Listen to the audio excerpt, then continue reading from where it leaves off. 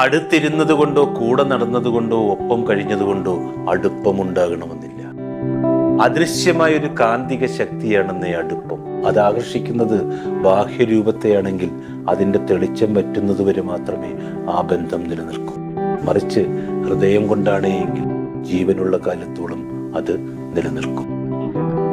അങ്ങനെയാകുമ്പോഴാണ് പ്രിയപ്പെട്ടവരുടെ പിരിഞ്ഞിരിപ്പ് ഒരു വേദനയായി മാറുന്നത്. കാണുവാൻ പറ്റാതാകുമ്പോൾ ഹൃദയം വെന്തുരുകുന്നത്, കൊടും വേനലിൽ പോലും മനസ്സ് തോരാതെ പെയ്യുന്നത്, എത്ര അകലത്തിലിരുന്നാലും വേഴാമ്പൽ പോലെ കാത്തിരിക്കുന്നത്. ചില അടുപ്പങ്ങൾ അങ്ങനെയാണ്. അതങ്ങനെ നമ്മുടെ ഹൃദയത്തോടൊപ്പം ചേർന്നിരിക്കും, ശ്വാസത്തോടൊപ്പം അലിഞ്ഞിരിക്കും.